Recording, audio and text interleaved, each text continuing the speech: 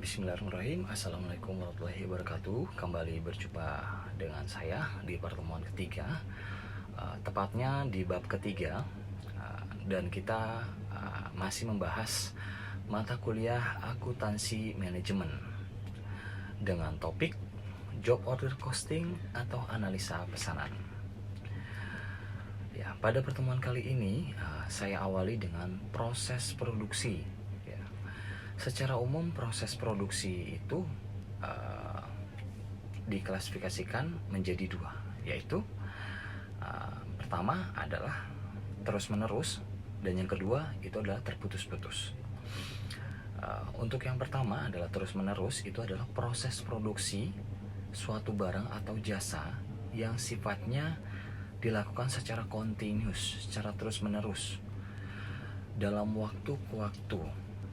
Jadi tidak ada jeda waktu tertentu untuk menunggu pesanan. Ya, bisa kita kasih contoh, misalnya itu adalah pasta gigi atau yang biasa kita sebut adalah odol. Ya, pasta gigi itu prosesnya, proses produksinya biasanya terus menerus tanpa menunggu pesanan khusus dari pihak tertentu. Selain itu kita bisa memberikan contoh, misalnya kayak ada sabun. Sabun itu banyak, ada sabun rinso atau sabun untuk tubuh kita, atau sabun untuk mencuci piring atau pakaian, ya.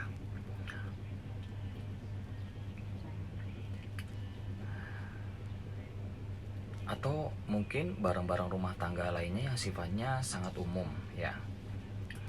Barang-barang tersebut sifatnya sangat umum dan merupakan kebutuhan dari masyarakat pada umumnya, ya. Jadi proses produksinya berkelanjutan dan biasanya dalam jumlah yang banyak. Itu adalah sifat dari terus-menerus. Sistem costing apa yang akan kita pelajari? Ya, kalau untuk produksi yang terus-menerus seperti yang udah kita bahas tadi, itu disebut proses costing. Ya, tapi untuk kali ini kita tidak akan membahas tentang proses costing, melainkan kita akan membahas klasifikasi yang selanjutnya, yaitu proses produksi yang sifatnya per produk atau tidak kontinus. Maksudnya proses produksi tidak kontinus itu adalah proses produksi yang berupa pesanan, dan pesanan dari pihak tertentu, itu yang biasa kita sebut dalam istilah asing adalah job order costing. Job order costing itu apa sih? Job order costing itu adalah proses produksi yang berdasarkan pesanan dan biasanya memiliki tingkat kustomisasi yang tinggi, yaitu pesanan yang tinggi, ya. Misalnya kita beri contoh, kita ingin membeli sebuah kursi, atau kita ingin membeli kursi, tapi kursi tersebut bentuknya tidak seperti kursi-kursi lain, ya, sesuai dengan selera kita sendiri. Bentuknya khusus gitu. Misalnya kita ingin bentuk kursi tersebut dengan ukiran Bali, ya, dengan ukiran Bali. Itu gimana cara membuatnya? Jelas, itu membuatnya dengan pesanan tertentu, ya, karena pesanan tertentu otomatis membutuhkan waktu dan usaha yang lebih untuk memproduksi kursi yang spesifikasi sesuai dengan customer tadi, ya.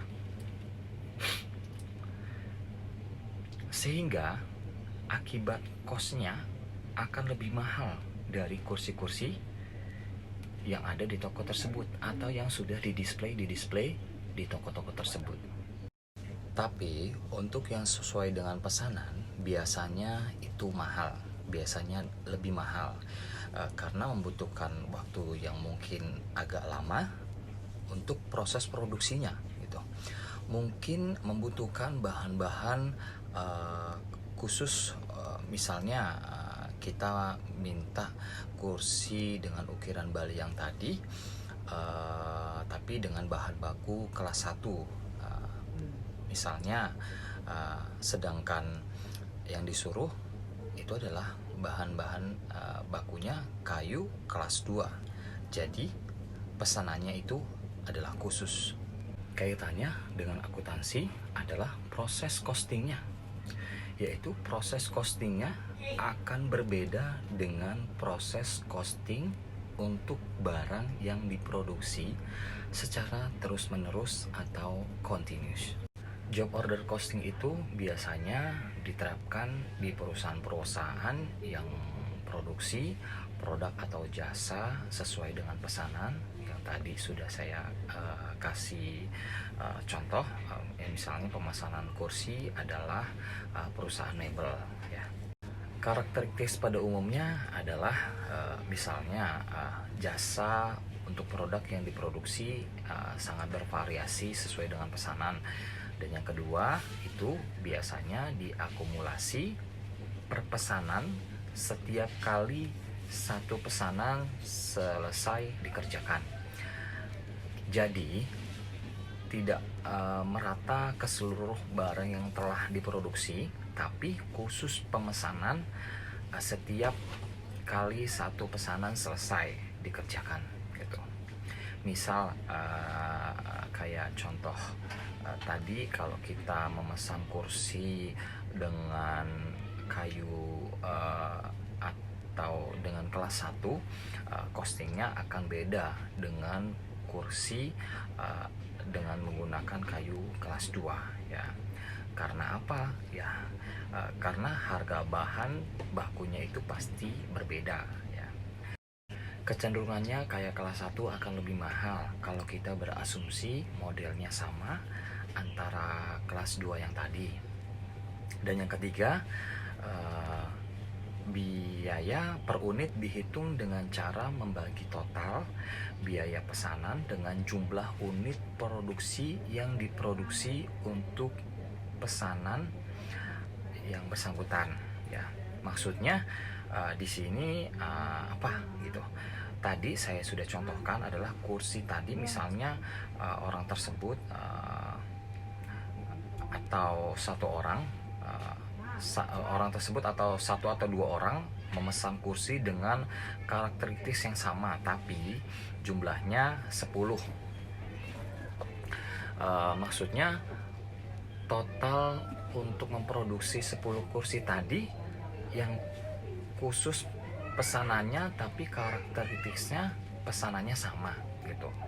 Itu cost per unitnya merupakan hasil pembagian dari total cost untuk produksi 10 kursi unit tadi ya. Setiap komponen biaya produksi dapat diidentifikasi langsung ke masing-masing pesanan, kecuali biaya umum dan bersama, misalnya overhead ya.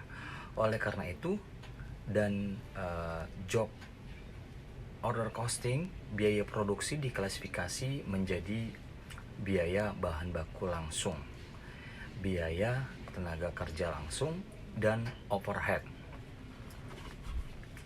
Setiap pesanan khusus dibuatkan kartu pesanan untuk mencatat setiap biaya yang dibebankan untuk pesanan yang bersangkutan. Jelas ini tujuannya apa? Untuk mengidentifikasi barang-barang apa saja yang dipesan oleh pihak A maupun oleh pihak B. Jadi setiap pesanan A dan B biasanya ada kartu pesanan. Ada 3 klasifikasi biaya produk. Yang pertama ada bahan baku langsung, yang kedua ada tenaga kerja langsung, dan yang terakhir adalah overhead ya. Overhead dengan alokasi tertentu biasanya sudah ditetapkan oleh manajemen melalui adjustment tertentu atau pertimbangan tertentu. Karena apa? Karena overhead itu sendiri sifatnya tidak berkaitan langsung dengan proses produksi, dan untuk menelusuri overhead itu perlu usaha yang lebih serta perlu adjustment juga gitu. Lalu bagaimana untuk alokasinya? Biasanya dijumlahkan langsung ketiga dari cost tadi. Pertama tadi itu ada bahan baku langsung ya, ditambahkan langsung dengan tenaga kerja langsung, lalu ditambahkan lagi dengan overhead. Itu adalah gambaran simpel dari proses job order costing ya. Saya ambilkan contoh, misalnya ada biaya bahan baku sebesar 1.780, ada tenaga kerja langsung costnya 300. Costnya itu 300 dapat dari mana ya, kita bahas, yaitu diasumsikan tenaga kerja tersebut bekerja dalam jangka waktu 20 jam dengan tarif per jamnya adalah 15. Berarti tenaga kerja langsung adalah 300 rupiah. Yang ketiga yaitu overhead sebesar 240 rupiah. Total dapatnya dari mana? Karena ini adjustment, pertimbangan tertentu atau perkiraan tertentu, misalnya overhead itu kita menggunakan aset tertentu untuk produksi barang. Kita identifikasi untuk misal pesanan A, kita menggunakan aset tersebut dalam jangka waktu 20 jam. Lalu manajemen membuat keputusan bahwa tarif per jamnya adalah 12 rupiah. Berarti total overhead cost-nya adalah 20 jam dikalikan dengan 12 rupiah. Berarti total overhead-nya adalah 240 rupiah. Jadi job yang sudah saya jelaskan tadi atau pekerjaan satu ya, totalnya adalah bahan baku ditambah dengan tenaga kerja langsung dan ditambahkan dengan overhead. Setelah itu dialokasikan, totalnya adalah 2.320 rupiah dengan asumsi barang yang berhasil diproduksi untuk sebanyak 200 barang. Berarti berapa cost per unitnya ya, total cost dibagi total unit yang diproduksi. Saya contohkan misalnya 200 tadi, kita sudah menghitung total cost produksinya adalah 2.320 ya, dibagi dengan total unit produksi 200 unit, menghasilkan cost per unitnya 11,6 rupiah. Itu untuk pekerjaan satu atau job satu ya. Lalu bagaimana bila menerima job lain atau job yang kedua gitu? Bisa saja berbeda. Karena apa? Mungkin karena bahan bakunya berbeda. Yang pertama tadi sudah saya sempat contohkan di awal, mungkin dia ingin menggunakan kayu kelas 1 ya dalam memproduksi atau membuat kursi khusus yang dia inginkan sesuai dengan pesanannya ya. Kedua,